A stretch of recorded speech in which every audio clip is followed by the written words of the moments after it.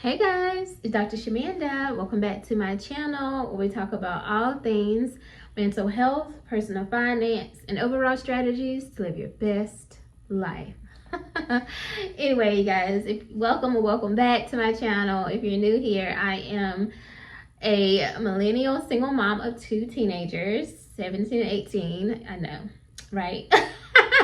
Anyway, and a former high school dropout turned doctor, PhD. In my profession, I work as a licensed mental health and addictions therapist. All right, guys, so I am on a journey towards financial freedom, time freedom, and building generational wealth.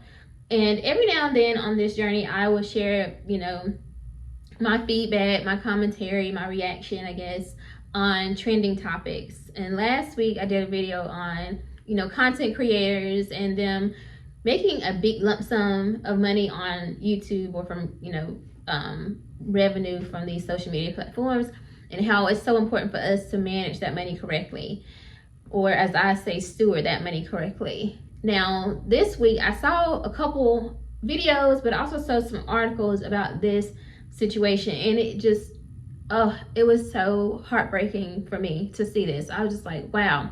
So I was like, I have to share this with my audience in case you guys haven't seen it, but you also know I'm going to add some education to it. I'm going to share 5 lessons we all need to learn from this situation. Now let's get right into it. This is a situation, and I'll post like a little clip here. So sad. Of this young man, or his name was Fillmore Brown. So it says that Fillmore Brown purchased his Brooklyn home in 1996 and paid off the mortgage in 2019. So that was a while, right? In 2020, an unpaid water bill of approximately $5,000 was sold to a lien trust by the city. Brown, unaware of this debt, continued to pay his current bills. So even he wasn't aware of it, but he was making his payments apparently. However, the city's billing systems were not integrated, which caused the old debt to go unnoticed. So already right there, we know this technically wasn't his fault, because he paying his bill and basically the system isn't working, so he's not being aware. He wasn't notified. But as a result, y'all, the trust foreclosed on his property, selling it at auction without his knowledge. Baby, what? Y'all already know, if you've been watching, I told y'all at the end of next week, I will be a homeowner for 2 years. This will be my 2-year anniversary. And I know how hard I worked to get my house. I wish, baby, no, I don't even mess around with paying my HOA fee, because y'all not about to play with me. So anyway, so they sold his house at auction. Brown's attorneys argue that the city's failure to properly notify him and the lack of a unified billing system led to this unfortunate outcome. Now, based on what they're saying, I mean, that makes sense that it's not his fault. But I don't want to focus on that, because, things happen, right? But I do want to share 5 lessons that we can take from this, because we can learn from anything, right? Now, this man, Mr. Brown, his home is worth almost $1 million, y'all. That is crazy. And to lose it over $5,000 water bill, I can't. Now, why is this personal for me, though? I wrote about this in my book and also my movie, shameless plug, and, I'm not, listen, my book is here. You can find it on Amazon. You can purchase that and support me. Also, my movie is playing on Tubi. But in my movie, in my book, I talked about, I don't know if I wrote about it in my book, actually. I don't think I mentioned it in my book. I don't know. But in my movie, the main character goes back home to try to save the family home, her grandparents' home. Now, my real personal situation is that my grandparents did lose their home to foreclosure. You know what the payment was? The bill? $15,000.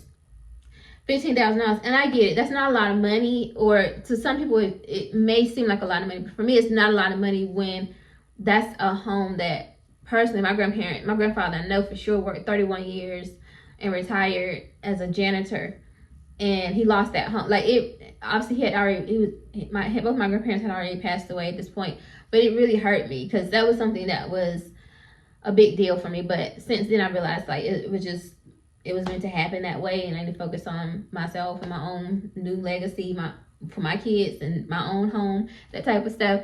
But that was a really disheartening thing because I was a Georgia resident at the time, and so I really couldn't put that home in my name without getting all of the signatures from hit my grandparents' children, all that kind of stuff. It was just a lot. And then I had student loans, so I couldn't get it. Like, I wouldn't even have qualified at that time. This was some years ago, but my grandparents lost their home over $15,000 taxes, back taxes, whatever, apparently. Or maybe a mortgage bill. I don't know what it was, but it was $15,000. So that's why this story resonates for me. And again, having student loans, obviously not living in the state at the time, but that also lit a fire under me. Because if I would have had the $15,000 cash, possibly I could have paid it off and saved my grandparents' home and kept it myself. Or if I didn't have the student loans. So this stuff really hits home for me. But for me, it motivates me. It makes me more focused to make sure that I'm in a financial situation where if something like this ever happened, nah, I'm good. You know what I'm saying? I can handle this. We can handle this. But anyway, let's get into the 5 lessons. So number 1, always monitor your utility bills. And I think that's like a given. And it seems like he wasn't like negligent on that. It's like it seems like he's paying his bill. Again, if I'm missing some information, please let me know in the comments. But it said he was continuing to pay his bills. But regardless, y'all see this book right here.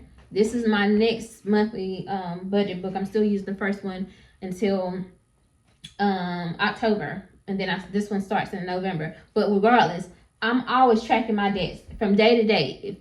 I can track it daily, and I can track it weekly, and I can track it monthly in this book. I don't play no games. So please, y'all, check your utility bills, electricity, whatever, any type of expenses. Track that stuff because they can use that and put a lien on your home, and you don't want your assets being taken over something like that, okay? Let's see, what else? Sorry, I have my notes here. Keep track or records of your payments. So you can either, have them send you an actual bill, like a paper, if you want to do it like that.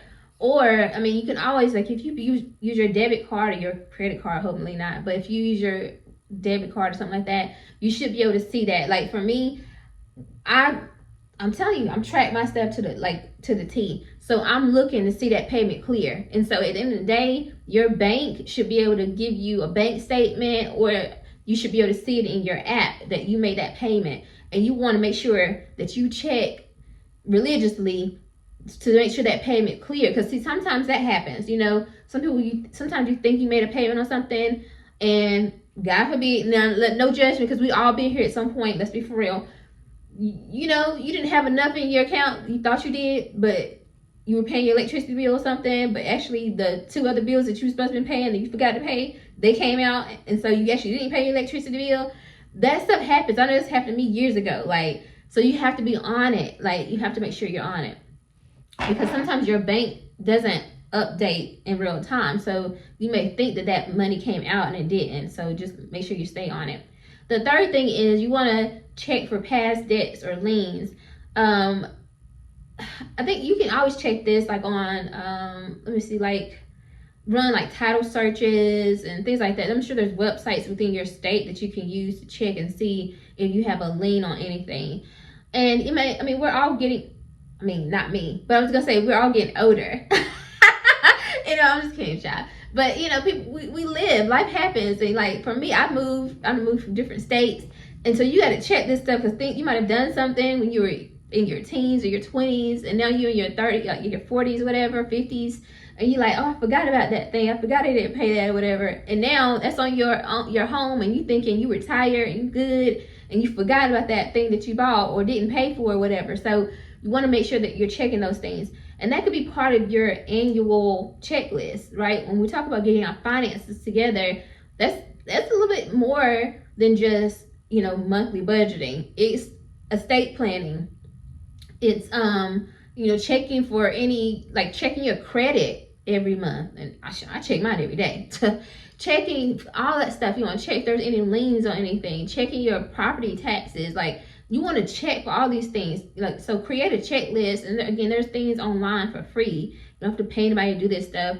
But you want to check those things and make sure that those are up to date at all times. And number 4 is, I already know I'm going to say this, but you want to build that emergency fund or freedom fund. Again, I'm honestly, this stuff made me kind of want to rearrange some things in my life. I'm thinking like, I'm going to have my freedom fund, but I'm also going to have my emergency fund.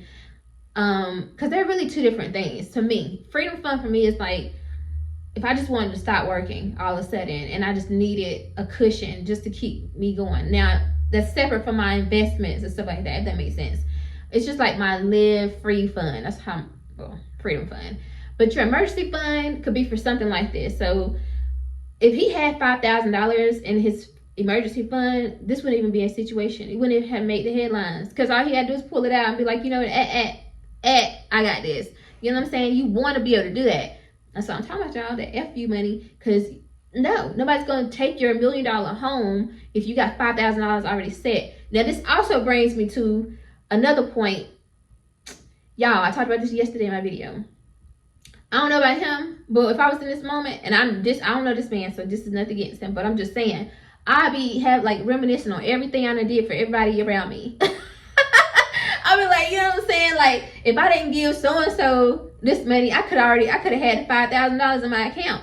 You really want to, listen, I'm telling you, until you get that freedom fund or emergency fund funded and solid, don't be giving your money out and splurging and stuff. Get your money in order. Get that foundation set. Because when stuff like this happen, I'm not trying to be funny, but apparently people aren't going to come to save you. You're going to have to save yourself. Like, just keeping it 100% real. I'm just real raw talk right now.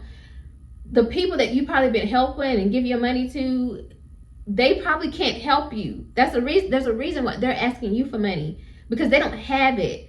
So now when you're in these tight situations, you're on your own. And I hate that. I'm just saying, I'm just being for real. I remember those moments in a very, very real and visceral way of like, dang, like, I remember coming through for people. I remember giving people this. I remember doing this. And now I'm in a situation when I need help and I have nobody to ask because they don't have it. So when you got to really think about that stuff, when people are asking you to borrow money or giving you like loaning or co-signing and stuff, no, the answer is no, because you need to get your own stuff together. If you don't have a certain amount of net worth or money in your emergency fund or freedom fund, the answer is no. And I know that sounds mean, but in this season, we got to get real, because who wants to lose their $1 million home over $5,000? Come on. And again, this is no shame, this is no judgment. I'm just speaking from experience. Like, I would be upset. But again, you have to build that fund, and you have to focus on you, protect you. I don't care. Yes, you might have a whole lot of family, friends, and everybody like that, but that doesn't mean they're going to be able to help you. And it's not even necessarily always from a bad place. It could be that they just don't have it. Well, guess what? It's not their responsibility to come and save you. So you got to save yourself. You have to steward your money, you have to steward your money and set yourself in a place where, if something like this happens, you are good to go. Okay? Seriously. And yeah, I get hype about it because it's for real. All right. Last but not least, and this is just a simple thing, but don't ignore legal notices. Now, I'm not saying in this particular situation, it looks like he wasn't necessarily notified, but if you get letters and stuff from like the government, your tax, baby, when I see something .gov come in mail, I'm going to open that thing up real quick. I'm going to stop in my mailbox and open it. I'm not even about to make it home yet. I'm looking at this real quick, because again, you can't ignore that. I'm not speaking from, like I said, I'm speaking from experience. Like I told you guys, I have a tax debt that I'm paying. I don't play with them people. Well, I did at one point because I had it on the payment plan, and then I didn't pay it and I stopped playing. But I don't play with that. Like, you need to make sure you set those payments up, and because it does say that they can garnish your payments and stuff. And so at the end of the day, you don't want to be working 40, 80 hours and you're half your check gone. You know what I'm saying? It's just not, when you could really just set that up on a payment plan and just work around that. You know what I'm saying? So just make sure if you get these letters and stuff in the mail, y'all, seriously, if you have a home or any type of property, any type of assets, you don't want those things being taken by the government. You know what I'm saying? Or the state or whatever. So anyway, those are 5 lessons we all can learn from this situation. And there's no judgment, there's no shame. Nobody's perfect. We're all out here trying to figure it out and learn. So I am grateful and hopeful and prayerful in prayer for him and his family as they work toward getting that home back. So anyway, guys, I hope you like this video. If you like this video, like the video, comment, subscribe, share, and I'll see you guys next time. All right.